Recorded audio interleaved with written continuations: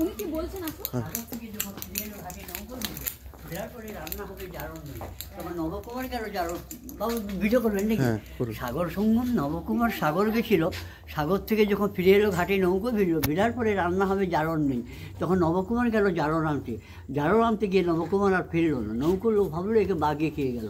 একে কিন্তু বাঘে খায়নি, ফিরে এসেছিলো। ফিরে এসে দেখে নৌকো ছেড়ে চলে গেছে। তখন সে আবার জঙ্গলের মধ্যে ফিরে গেল। ফিরে যাওয়ার পরেই সে কাপালিকের হাতে ধরা পড়ে যায়। কাপালিক তাকে নিয়ে এসেছিলো বলি দেওয়ার জন্য, কিন্তু কাপালিকের যে পালিত কন্যা কপালকুণ্ডলা, যে মেয়েটাকে নদীতে পেয়েছিল, বড় হয়ে গেছে, সে মেয়েটা ভাবলো যুবককে রাত্রিতে বলি দিয়ে দিবে। তখন সে তাকে নিয়ে পালিয়ে গেল। সেই সময় বঙ্কিমচন্দ্র চট্টোপাধ্যায় ম্যাজিস্ট্রেট হয়ে কাঁথি প্রথম এসেছিলেন। সে দেখে ইতিহাসটা তিনি এইখানেই লিখেছিলেন। মন্দিরটা আছে পাবো পুরো নদীর পাশে, নদী কিন্তু এখানে নেই, নদী অনেক দূরে চলে গেছে। আর এইখানেই কপালকুণ্ডলা বই সিনেমা হচ্ছে, এইখানেই রঞ্জিত মল্লিক মৌমা অজিতেশ বন্দ্যোপাধ্যায় এখানেই শুটিং করেছিল। সরকার কিন্তু সিজাইটিকে রাস্তা করে পাঁচিল ঘিরে কাজ করেছিল। তার কন্ট্রাক্টর টাকা মেরে পালিয়ে গেছে। সামনে কাজ খানিকটা করেছিল, আর ভিতরে ছাদ ঢালাই দিয়ে 2 নম্বর কাজ করে ছাদ গলে পড়ে গেল। তাও আবার সেদিন উপর থেকে লোক এসেছিলো, আবার কাজ হবে।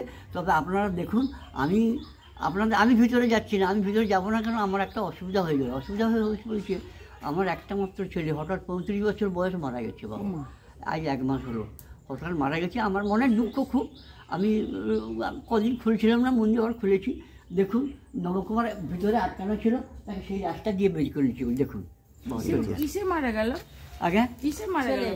অসুখ হয়েছিল, কাঁচিতে ডাক্তার দেখেছিল,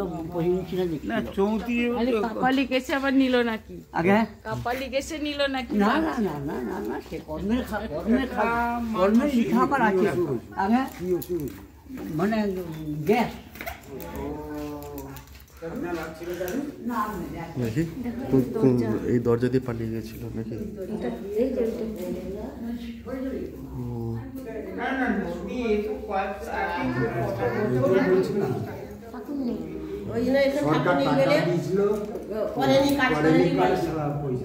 পয়সা নিয়ে পালিয়ে গেছে।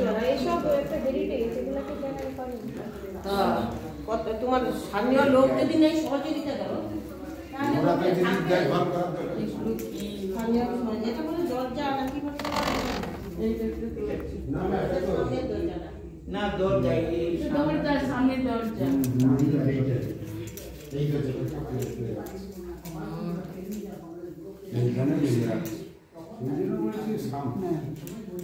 নকল মন্দির করে বসে গেছে।